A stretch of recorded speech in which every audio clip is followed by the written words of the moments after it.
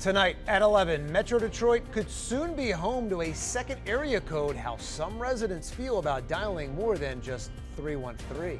Plus, small businesses across Michigan are closing their doors faster than ever before. What's causing the trend and what one Detroit business owner is doing about it. And good news for Detroit homeowners. Property values, yes, they are going up even more. What realtors are saying is causing these markups. CBS News Detroit at 11 o'clock starts right now. On air and streaming live, CBS News Detroit at 11 starts now. A new area code could be coming to Metro Detroit. Good evening. I'm Jeff Skaversky. We're on the air and streaming on the CBS News app. I'm Shayna Humphreys. A recently filed petition is calling for a new area code for Metro Detroit. CBS News Detroit's Terrell Bailey has more, along with reaction from the guys at All Things Detroit on Grand River and Washington. This is Jennifer Crawford. She was born and raised right here in Detroit. When I look at my phone and it's 3:13, I think about Detroit. I think about all the things that I love about this city. Crawford is a small business owner and creator of All Things Detroit Day. The day serves as a time to support local small businesses in the city. She was surprised to find that a new area code is on the horizon. My first reaction was how and why and where is this coming from? I was super shocked to know. According to the state's Public Service Commission, the Detroit area's 313 area code is projected to run out of numbers in 2 years. The North American Numbering Plan Administrator is responsible for giving number plans in America.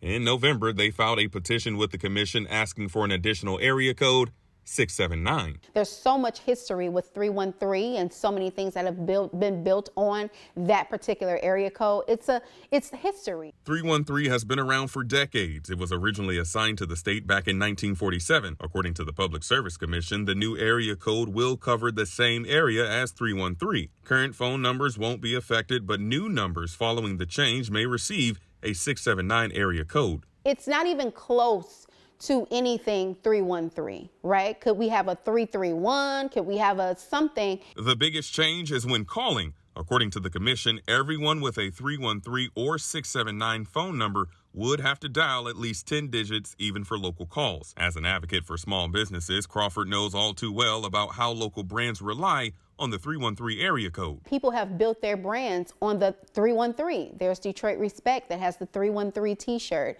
There is the 313 hat. There's so many things that are based on this area code. In March, the commission is set to host a public hearing session. It could take roughly 19 months to implement the change, so the commission plans to issue a final order by May 31st.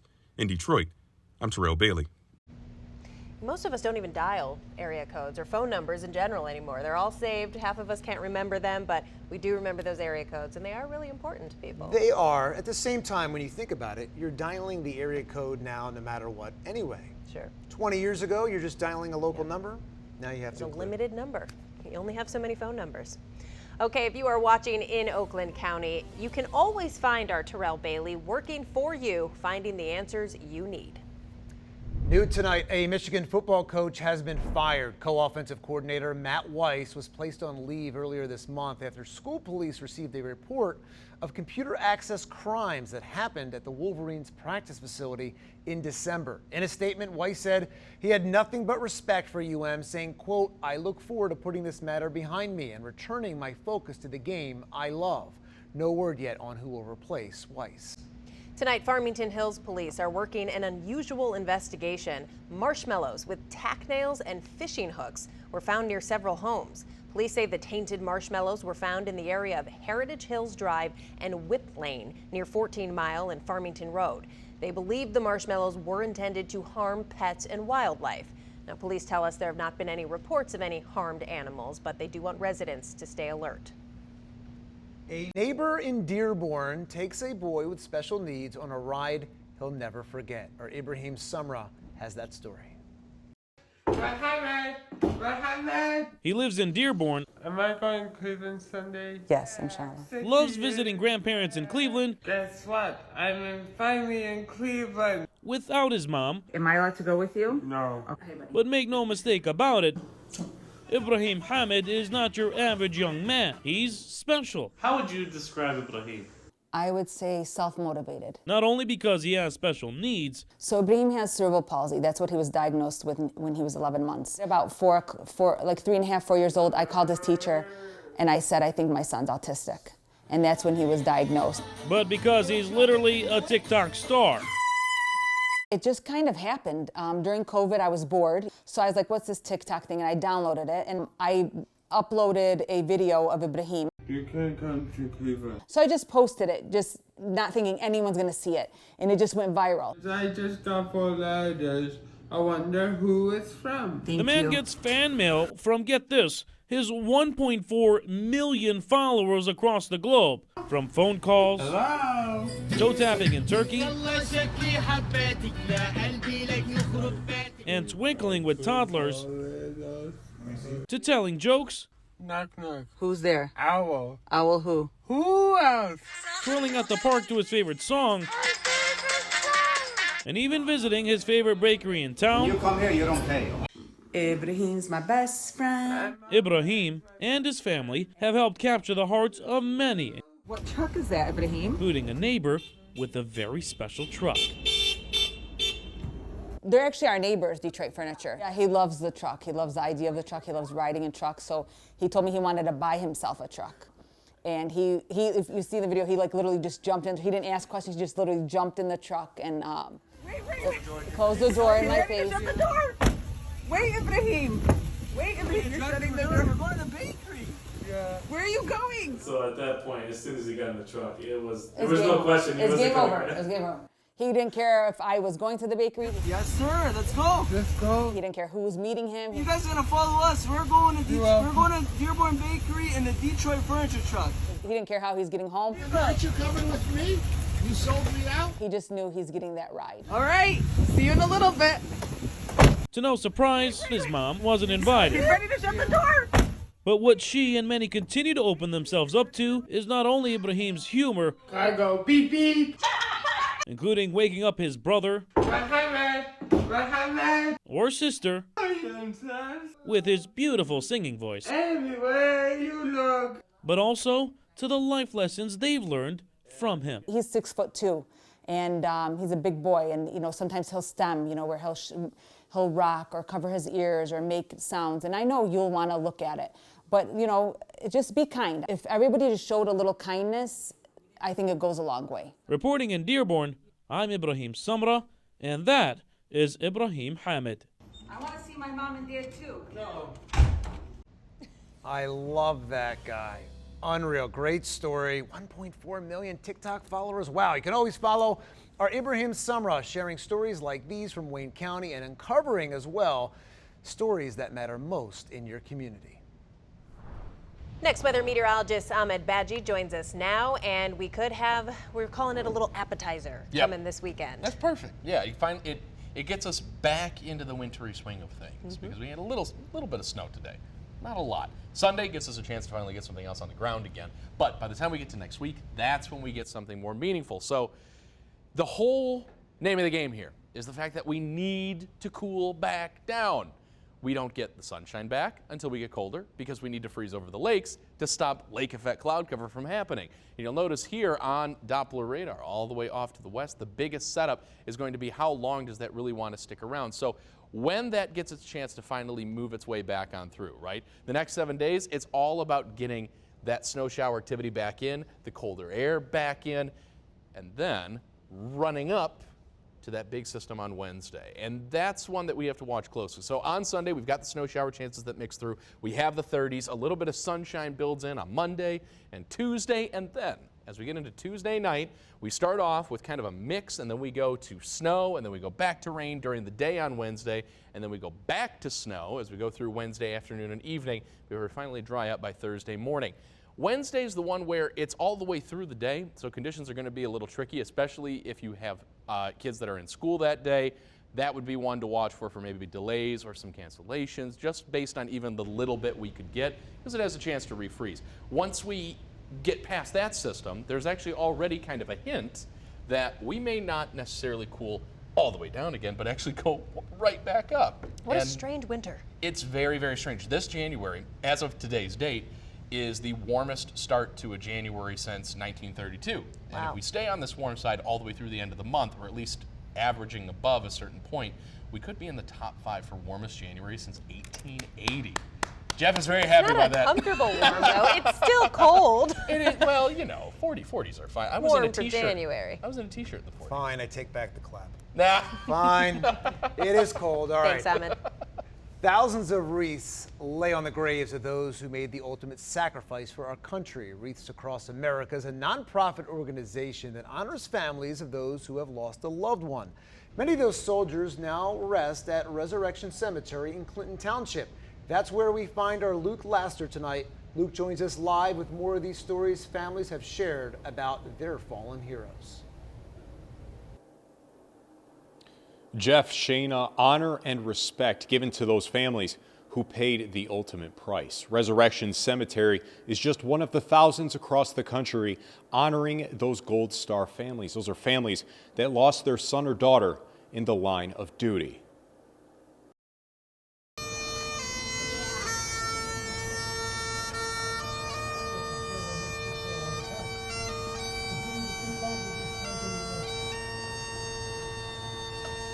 It's like a club you never want to belong to. Gold Star families and those remembering the fallen. There is no greater thing than to have support of other people in a cause like this. Wreaths Across America recognizes families like the Lillys.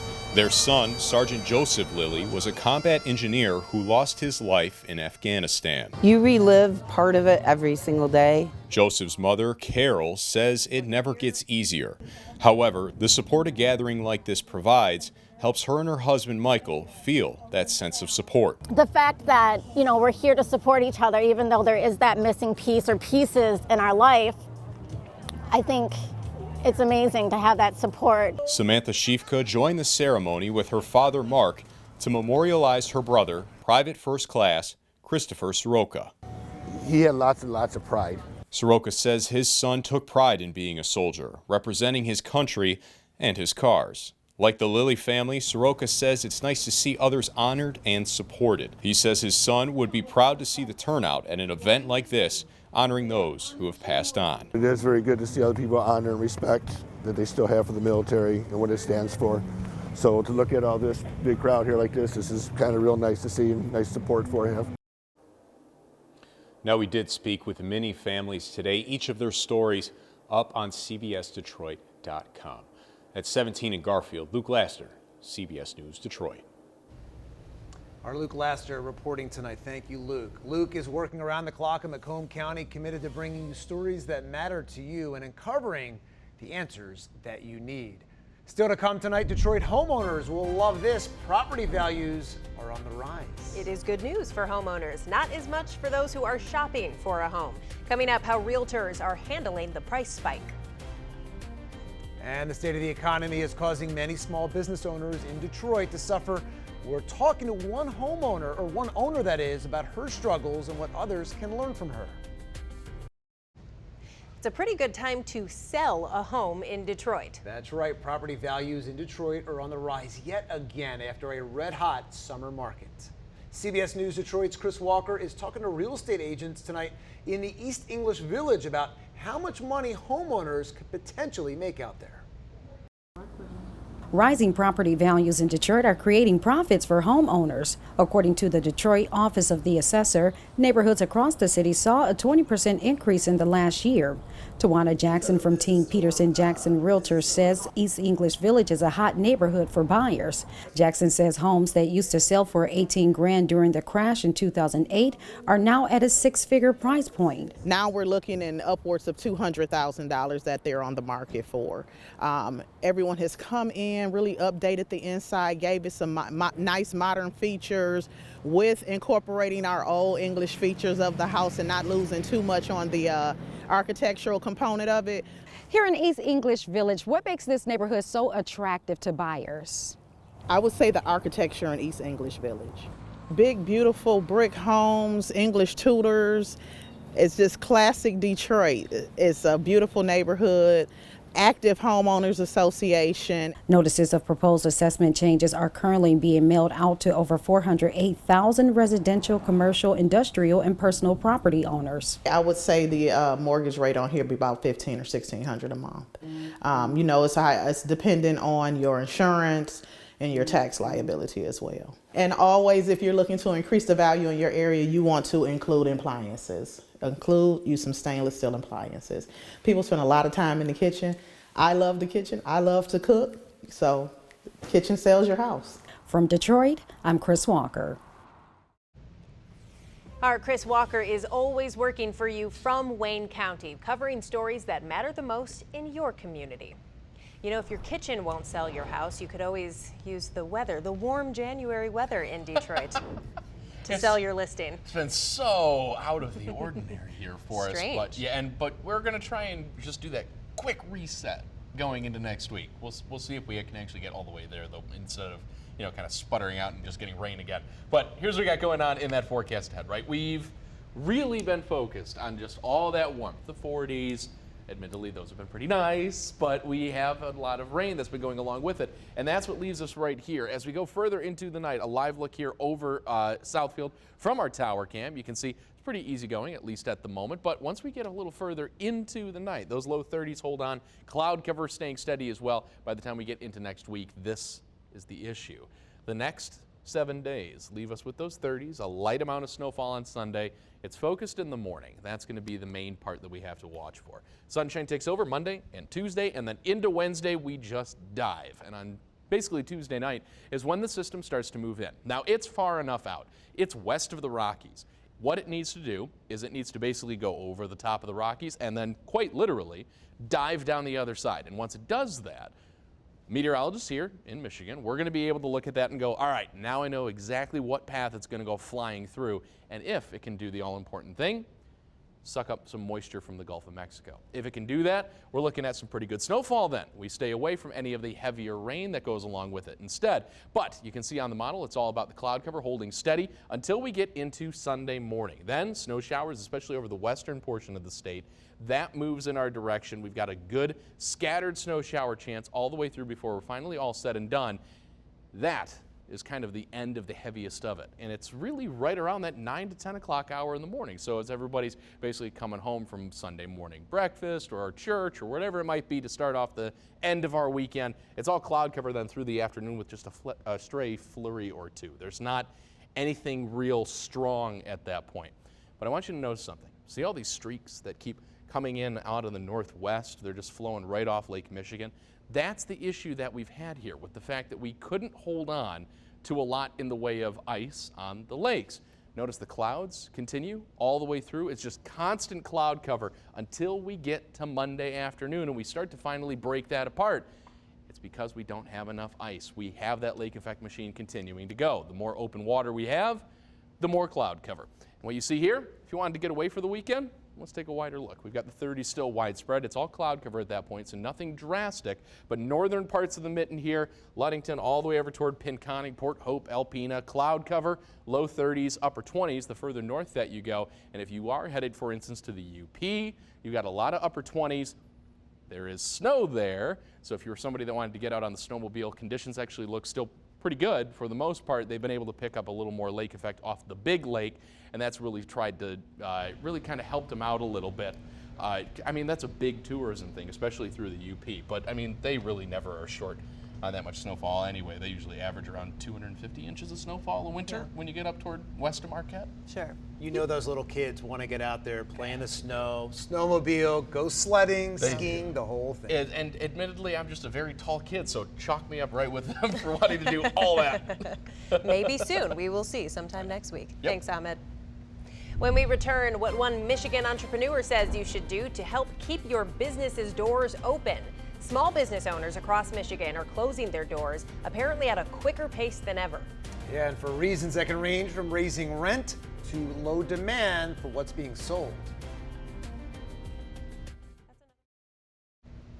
A fitness studio that introduced hot yoga to those living in Detroit's West Village is sadly closing its doors. The owner blames high rent prices, among other things. Detroit Now's Andres Gutierrez spoke with the owner. He's at Van Dyke and Agnes with the story.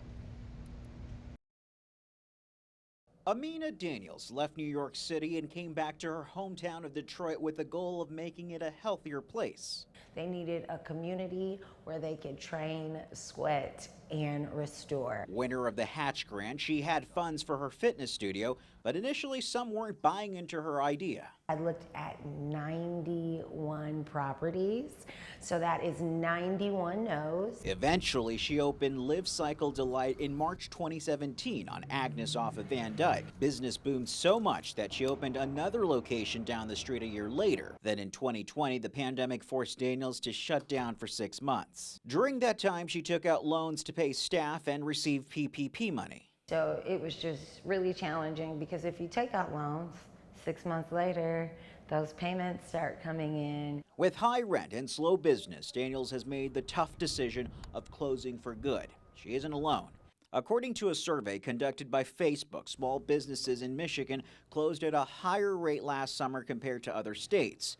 Nationwide, minority and women-owned businesses were at a disproportionate rate.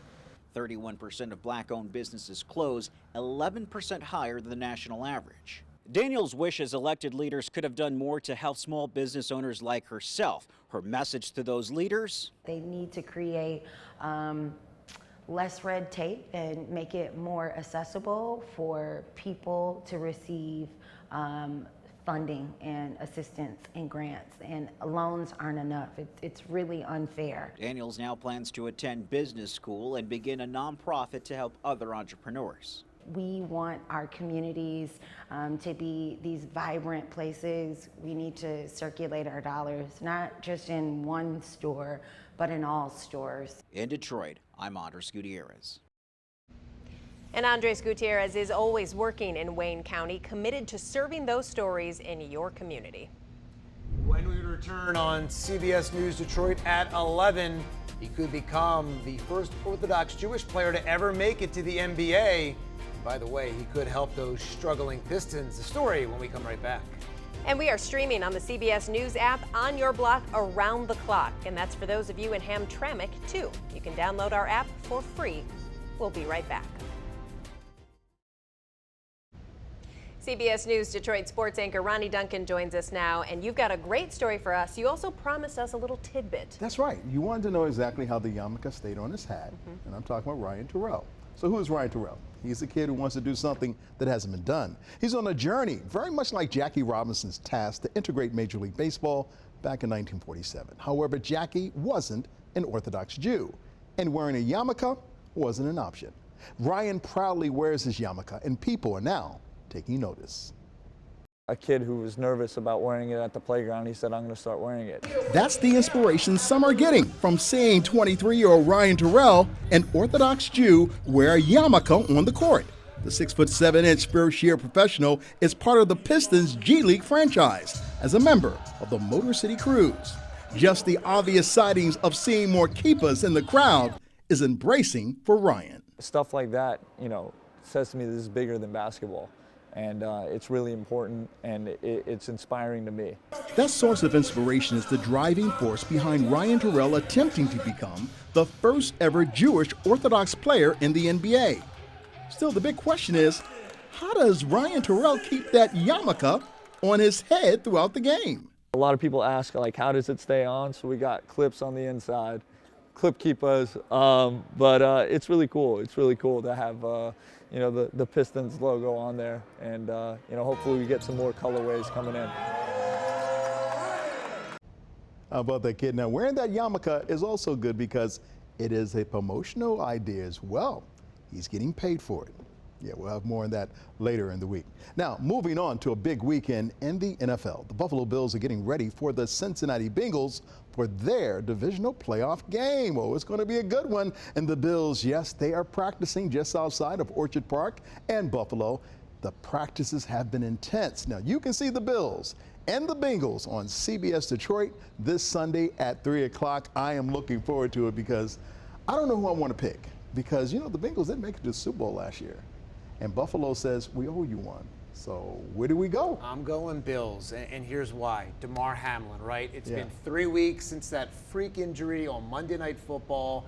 He's expected to be on hand for that game.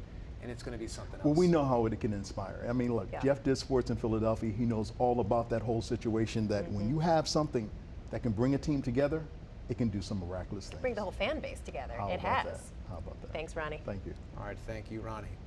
All right, we'll be right back. So we should enjoy the quiet before the appetizer before the meal. That's one way to think about it, right? But yeah, we've got an easygoing setup at least for tomorrow. A lot of lake effect clouds, though, some more gloominess. But by Sunday, some light snow, that just enough to help us get that appetizer into next week, and then then we get the whole buffet going from Tuesday night through Wednesday. Oh, I'm hungry. I know now I'm really hungry, right? It's all snow though, so that's all you get. Yeah, all right. Not much choice. Popsicle. Thanks, Ahmed. That'll do it for us tonight on CBS News Detroit at 11 o'clock. For Ahmed Badji, Shayna Humphreys, Ronnie Duncan, I'm Jeff Skaversky. Have a great night.